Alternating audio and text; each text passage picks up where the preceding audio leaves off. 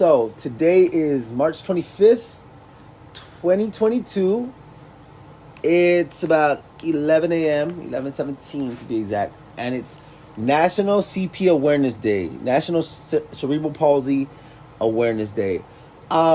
So with me for our first one-on-one of the year, first one-on-one conversation, is my one and only cuz, Alexis Rivera, who is also the website manager, who is also managing social media for Voces Divisiones, and all around, just pretty much all around badass. So we're gonna get into it. Cuz, how you doing? How you feeling? I'm good. I'm good. How you been? I've been good. I just talked to you like 5 minutes ago, right? Yeah. Hey, so you're the one who gave me the heads up about National CP Awareness Day. And I think a really good way for us to start is to get into letting us know a little bit more about you and how CP has played a role in your life. So let's just start there, like just a little bit of more about yourself, like that, and then yeah, CP in your life. Okay. Well, I was born with CP because I was born 3 months early. So CP. What is CP? Well, there's different types. The CP that I have was caused by a hemorrhage in the brain. Okay. A small hemorrhage in the brain. See, it's cerebral palsy, right? Yes, CP is cerebral palsy. Okay. Now you said, to go back to what you were saying before, you said when you were 3 years old, what happened? I mean, you were 3 months early. Yes, I was born 3 months early. Premature. And then how did they find out that you had it? I believe they found out when I was a few months old. I don't really know when exactly they found out, but I believe I was a few months old when they 10 months old, I think, when they told my mom that that's what I had. And what has it been like? Like, what has it been like growing up with CP? And like, did you start off with physical therapy, or like, what is your journey through, like, with CP been like from when you were little to now? Yeah, well, when I was diagnosed, then I went from being diagnosed. I went to therapy. Then going through therapy, I learned how to walk with a walker at like 4.5 years old. So before that, I wasn't walking. I was basically like crawling. Like when I was a baby, I wouldn't step on my feet. Like I would crawl for everything. And then I learned how to like feed myself and speak and all that. The only thing was that it took me at the age of like 4.5, I believe, to start walking. But I did that at Driscoll Children's Rehabilitation Center. That's where they taught me how to do all that. Oh, so bit by bit they got you up and then moving around like that? Yeah. So you say yours stems from a brain hemorrhage? Yes. Lack of oxygen to the brain. So then when you have a lack of oxygen to the brain, it like gets in the way of development? Yes. Okay. So different parts of the brain causes different development. Oh, that makes sense. So then yours was more of motor skills, or like the part of the brain that... Exactly. Mine is like mine is called spastic cerebral palsy, which is it affects the 4 limbs, but it mainly affects the main part it affects is the legs. And so what has been the biggest? What have been the biggest challenges for you? Like, so you grew up. I mean, you went to school. So once you got your walker when you were like 4 years old, then you started to get the hang of it. Was it hard to get used to a walker, or like did you have to hold? Was it all like upper body strength that you had to build up? Like, how did you learn? Like, has it been difficult? Was it difficult learning to use the walker? Do you remember? Well, from what I can remember, I mean, no. I mean, of course, it's something you gotta get used to. But I that's all I've known my whole life. So that's all I've ever used. So, no. From what I can remember, no. I mean, going to school and stuff, like, there was because there's certain things that I can't do for long distances. So that in certain situations, I do have to have a wheelchair and stuff. But the only time I remember, like, being on a wheelchair and stuff is, like, when I would go to school from, like, my surgeries. Like, after my surgeries, I would go to school on my wheelchair and stuff like that. But other than that, no. Oh, and you never, and you could have, like, if you wanted to, you could have had somebody push you around in a wheelchair, no? But you instead chose to be on the walker. Well, yeah, but I did have people like pushing me around whenever I would come back to school, like from the surgeries. My best friend would push me around. And what has been the most so what are usually the most challenging things you've had to deal with, or the most challenging things you've dealt with, like with CP? Is it like getting access to places, or is it getting, like, what are the things that you've struggled with more throughout your life with CP? Just dealing with, like, the aches and pains from time to time and stuff like that, and of course the surgeries, because you get scared. Like me, I get freaked out, like, about any doctor's appointment and stuff like that, because you don't know. You don't know what? I won't know what the outcome is. So, like, every time I would have a doctor's appointment, I would always get nervous and stuff like that, because you don't know what they're gonna say.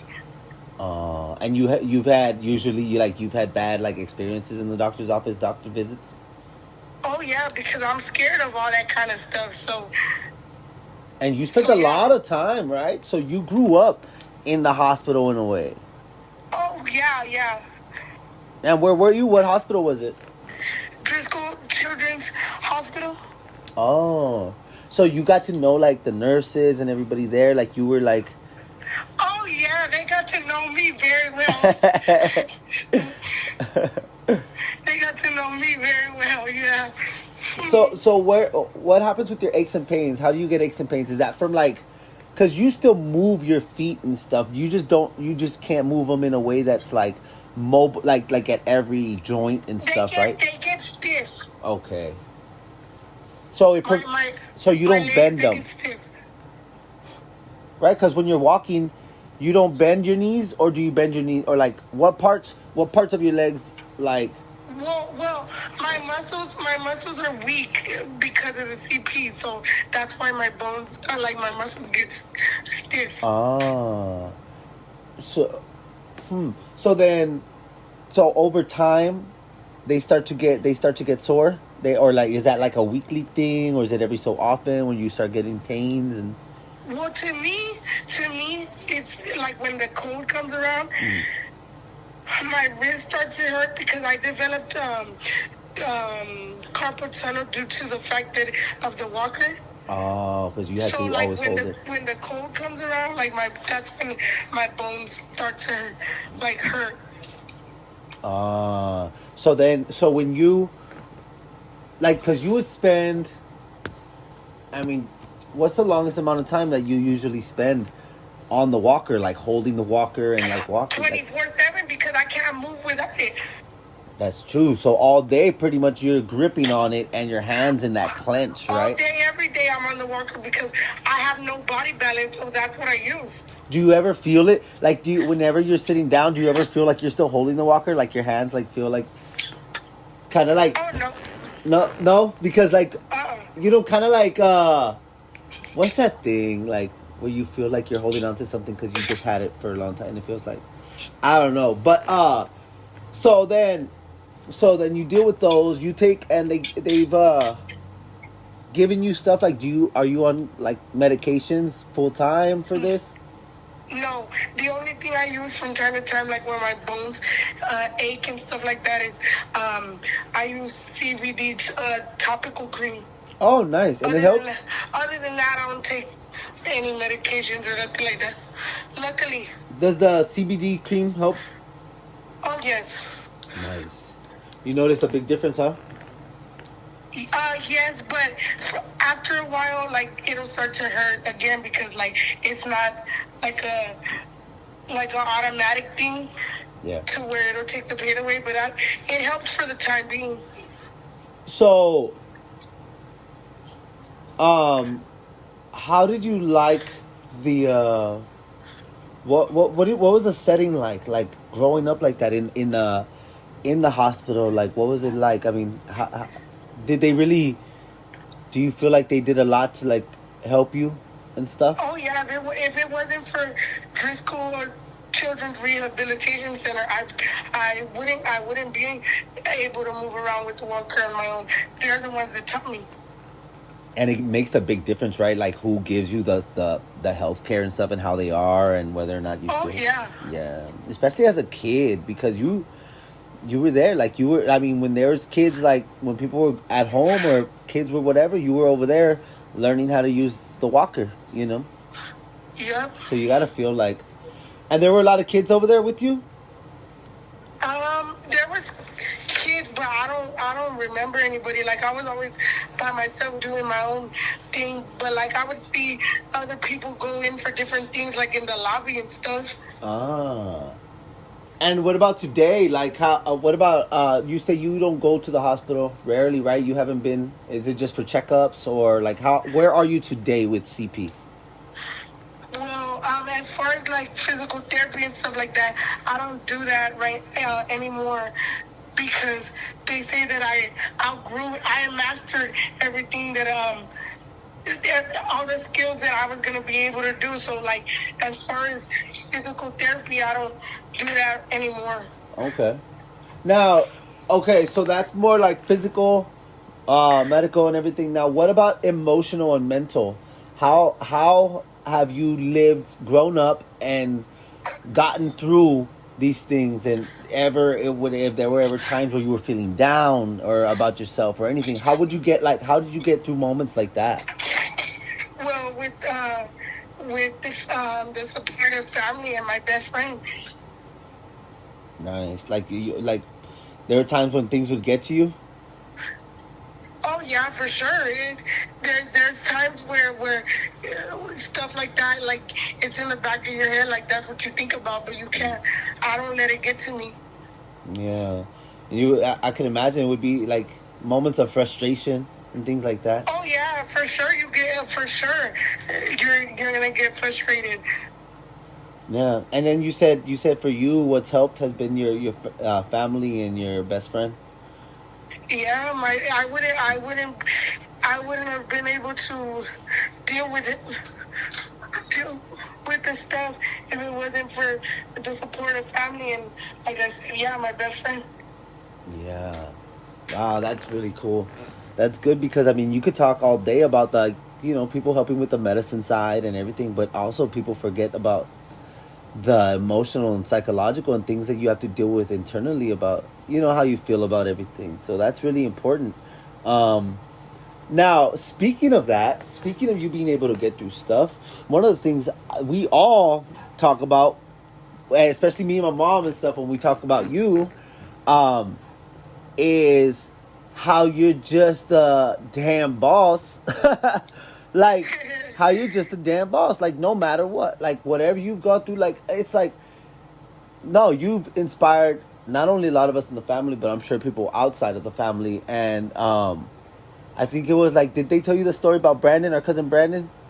I heard a little bit of it. Yeah, I didn't hear everything. My mom just told me again right now about how he was thinking about giving up when he was going to school and everything, and then he saw you or saw something about, and then he was like, he was like so inspired. Like, yeah, my cousin's like over there killing it, and that's just one example. But even like to me and to all of us, it's like a lot of people don't understand how much of a boss you are, because like especially on bosses, like you're behind the scenes. So, some of the things you've been able to accomplish are like, for one, you graduated. Another, you went to Del Mar, right?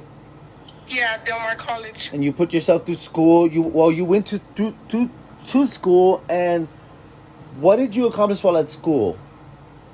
What did you go for? What degree and things like that?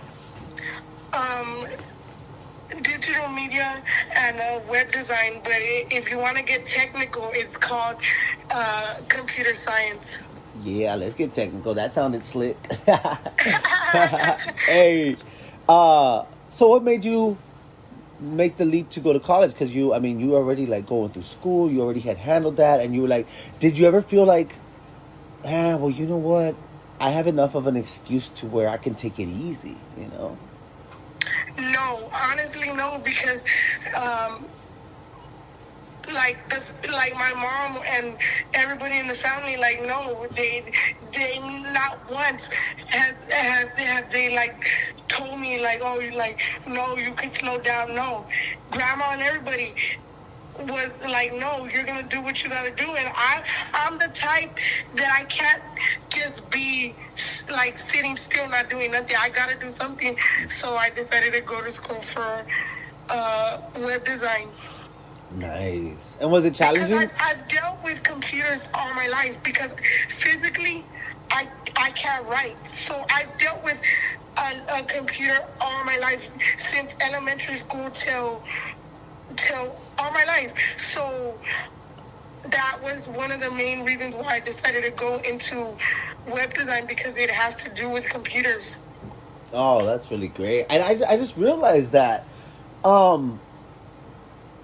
that you haven't been able to write, and you were luckily born right in the era of computers and the internet was starting to, you know? Yes. And yep. that's like perfect timing. So you said you're not gonna you pretty much have never, and that's the thing about our family too, how you were talking about, like a lot of us we're also driven, we're also goal oriented, we've all like accomplished certain things in our own right. And I've always loved that about our family, you know, everybody's accomplishments and everybody's drive and everybody's, you know, strength and character. You know? And that's for sure. That's for sure. So then you ended up, was it challenging going to college and being, because you already used to like going all over campus and, you know, going through, because there's like, you have to go through wheelchair accessible places, or can you use your walker on stairs? Well, when it came, because in high school I used and growing up, except like I said, except for when I had surgeries, I would use my walker. But at Del Mar it was a whole nother situation.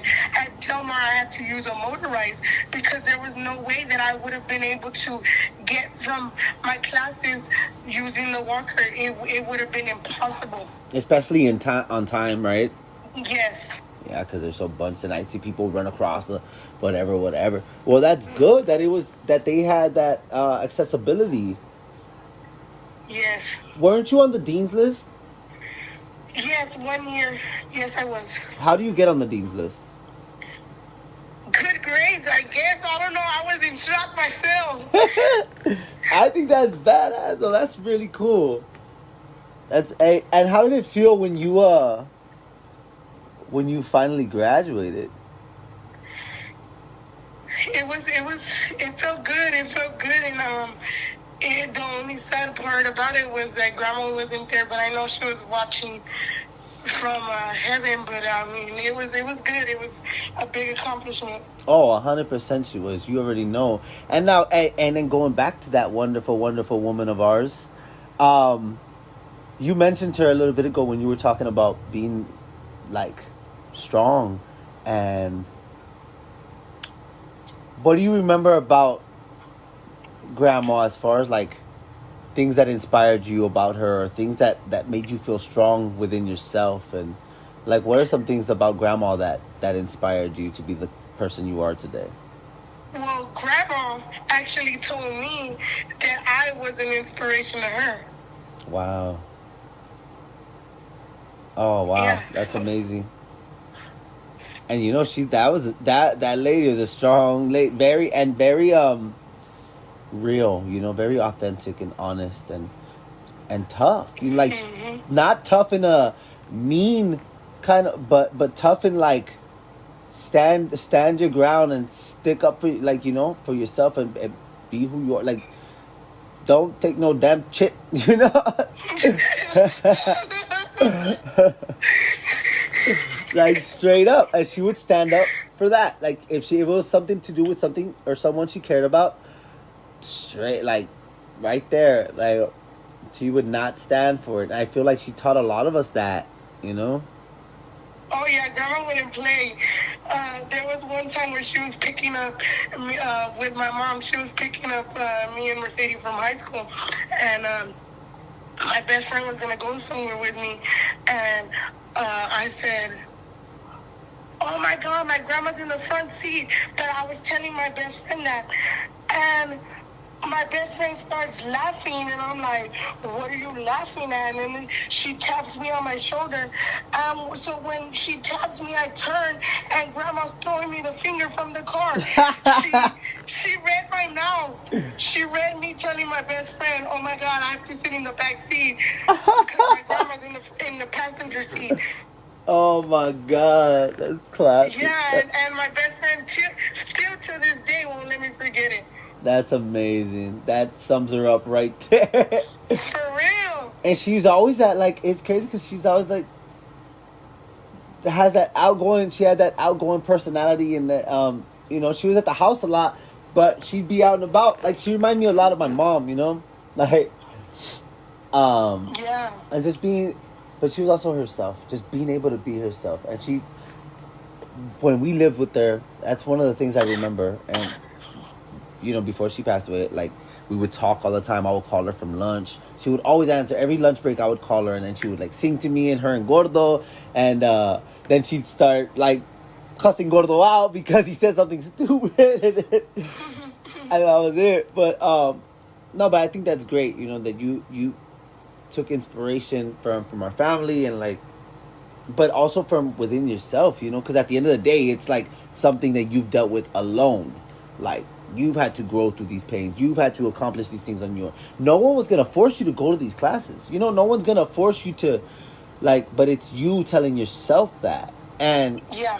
What about when there was times were there ever times, you know, times where you just, like, doubted yourself or had to, like, felt like giving up all along the way with CP to going through, you know, and were there moments when you doubted yourself or felt weak? And how did you get through them? Like, you know, what did you tell yourself, or what did your friends tell you, family, whatever? Yeah, like, you know, of course, everybody's gonna have those types of moments, and when there was time when I would feel like that, I would either just talk to the family, or like I said, I would talk to my best friend Courtney, and you y'all would help me get through it, and y'all still do. That's amazing. That's really cool. It's so important to have circles like that. And then, so what would you say to a kid, a teen, an adult, a young adult, you know, your age or whatever? What would you say to anybody with CP that has those moments? What would you say to them? And like, say if they didn't have anybody, say this was their only thing, like this video, I mean, this audio or whatever, like these words. What would you say to somebody who has those moments of doubt, you know, with CP? Keep striving, keep your head up, we'll get through it. Just like that. Just like that. Hey, so thank you so much for that quick little rundown for today. I think it's I'm so excited. Is there anything else that you want me to share with everybody for National CP Awareness Day?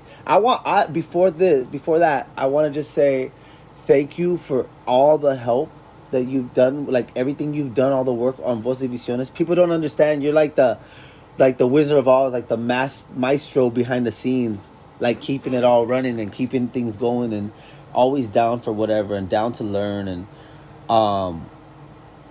I just want to say thank you, like for real, for using that same strength, that same tenacity that you have, like throughout your life with CP and everything, and using that for this project, for this stuff, because it's really making a difference. And I'm really, really grateful for that, because I'm looking forward to the rest of our lives making it happen. You already know, next levels are coming up. For sure. Yeah. So, what do you want to say? How do you want to finish it off? Anything you want to say before we go? Thank you to Driscoll Children's Hospital Rehabilitation and my mom, the whole entire family, my best friend. And that's it. And we keep it moving, right?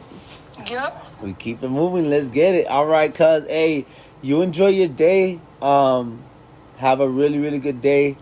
You deserve it. You've put in so much work to get to where you are now. And we're just getting started. You already know, cuz. All right. Talk to you later. Talk to you later. Love you, cuz. Love you too. Bye.